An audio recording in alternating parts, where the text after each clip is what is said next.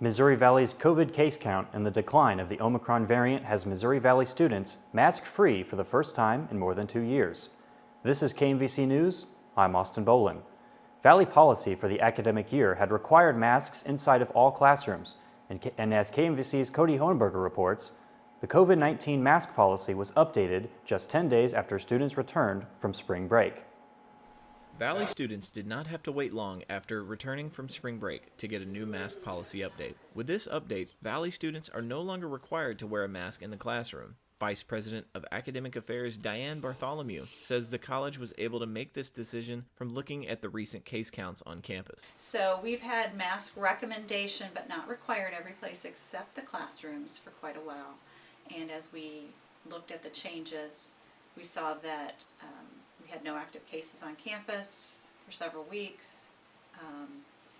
The numbers were down. The severity of infection for the typical person was down. Hospitalizations were down based on that. Bartholomew also says that in the event of a spike from traveling students, the college wanted to wait to go completely maskless.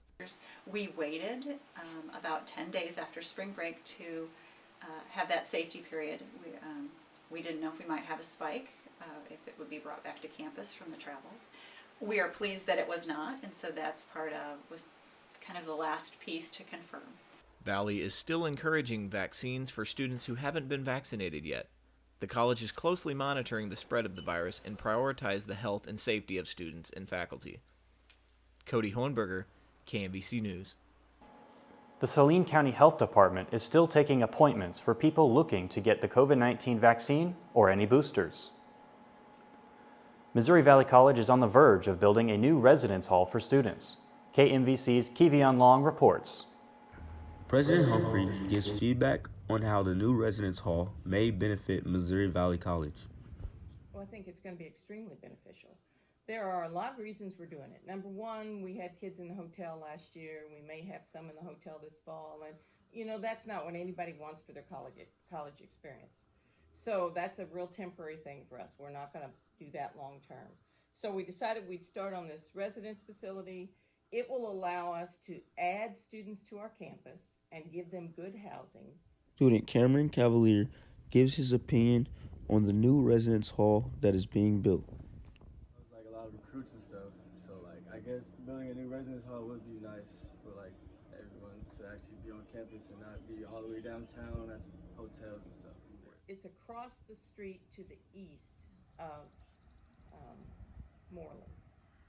President Humphrey says the dorms will be suite style and co-ed, meaning men and women. So 4 kids will share one bathroom. And there'll be laundry rooms on each floor, I believe, I'm not 100% certain of this, but I believe there'll be some computer study areas on each floor. And it's just going to be brand new. So that in itself is, fun. The new residence hall will be being built this summer and is estimated to be finished in January of 2023. Kivion Long, KMVC News. Missouri Valley President Bonnie Humphrey also announced the college is receiving $2 million from community project funding to help build a nursing and health sciences center on campus. The community funding project provides federal dollars to local projects in Missouri's 5th Congressional District. This is the second funding addition to the $5 million project. The lead $1 million gift came from Don and Julie Julien. More than $4.5 million is now secured for the facility slated to be built on the corner of College and Redmond. Some Missouri Valley students are living with everything that is happening in Europe and the Russian invasion of Ukraine. KMVC's Maria Lopez reports on how the war is touching the lives of people half a world away. There are many international students in Valley, and there are also some students from Russia and Ukraine. It is a difficult situation in general, however, they want to tell how they feel about it. I feel very sad about this, and it's just terrible what's happening now in Ukraine, and also my parents and my family, everyone is in Russia right now, and they are scared about this. It's hard to tell right now what's gonna happen with the flights and this war going on, and I think if it's gonna be like this right now, I'm probably gonna stay here for some months or maybe a year, whatever. Of course, I feel very bad because it's a big tragic moment for all Ukrainian people, because just normal people dies because of aggression from Russia. And hope, like, I have visited my family right now in safe in Europe, in Czech Republic, but still I have a lot of friends, some grandparents in Ukraine. It's it's awful, but I'm planning to come back on a summer if it's gonna be fine. It is not easy, but this war is going to end sooner or later. Maria Lopez, KMVC News. U.S. intelligence agencies report around 15,000 Russian soldiers and more than 5,000 Ukrainian soldiers killed in the fighting. More than 1,200 civilians have been killed during the 6 weeks of the war. The Nonprofit Leadership Alliance collaborated with the Center for Human Services to host a sock hop for individuals with disabilities. The Malcolm Center gym was transformed into a sock hop dance, ripped right out of the 50s and 60s as it welcomed guests, parents, and volunteers to deliver a night of fun for individuals with disabilities. The dance was complete with music from the 50s, dinner, and games like bingo and cornhole. NLA member Deirdre Burns says the dance was a great event for everyone involved. It's about just community, them coming to hang out and have food and dance, and it's a lot of fun. NLA partnered with the Center for Human Services to make the dance possible. CHS Social Leisure Coordinator Chanesty Lambert says CHS is always looking to put together events like the sock hop.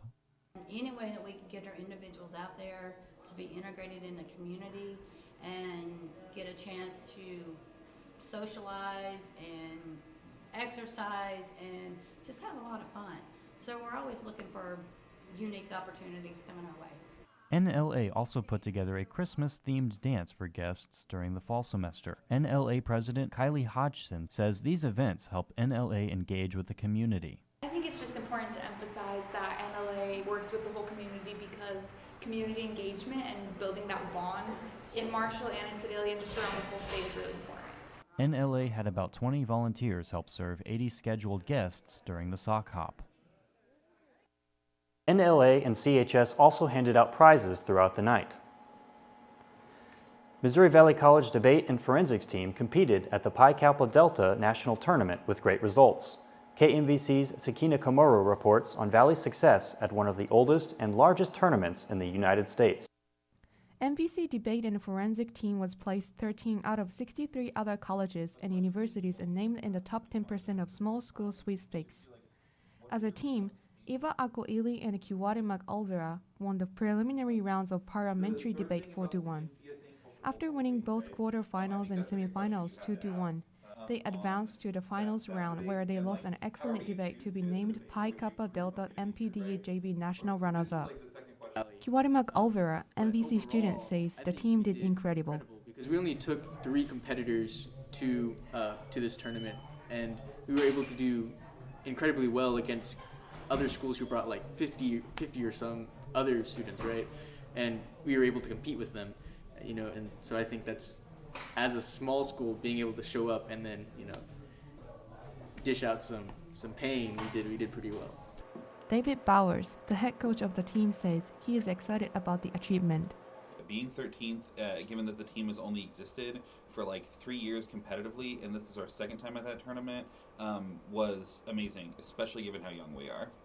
The last week of school, the team hosts a debate and forensic boot camp, which tells people how to debate and lets them actually practice debating. More information will be given when the time gets closer. Sakina Komuro, KMVC News. Students interested in the debate team can contact Bowers in his office in Beatty Hall, room 214. These coming weeks are the final weeks of the semester, and the seniors are presenting their work to the students and staff. KMVC's Maria Lopez reports on one of MVC's students' showcase in the Morris Gallery of Contemporary Art. It was a great week for Paola Vargas, a senior student who is completing her bachelor's in visual art. Her show, Paola's Art Attack, combines large-scale paintings, hand-painting clothes, and photography. She showed all her work during her last 4 years. So, hey, this is my favorite painting. It's inspired by David, and it only took me around like 3 days, 2 hours each. So, and I'm graduating this semester. I'm not sure exactly where I'm heading, but I know it's going to be something related to art. I think I really like more personalizing clothing because it can speak for you and represent who you are, and just a different kind of vibe. Many students could enjoy and see how much work is behind all these projects, and the enthusiasm that a student could have after finishing them. Graduation is almost here, and students are feeling the end of the college life and the beginning of their new careers. Maria Lopez, KMVC News. Other senior art students have exhibits scheduled during this final month of the semester. Research projects and presentations from students throughout the campus population are available during the Student Research Symposium on May 2nd. Missouri Valley's Mural Library gave students, staff, and faculty to wax poetic and possibly share some hidden talents. The Missouri Valley Poetry Slam provided the chance to share some ideas and some laughs through music and poetry. Some presented original poems, others told stories. Others were inspired during the event to perform. It was put together by the Black Student Union, the Purple Patch, the Debate and Forensics Team, Sigma Tau Delta, and the Mural Library. Our next broadcast is slated for April 19th. Thanks for watching. I'm Austin Bolin, and this is KMVC News.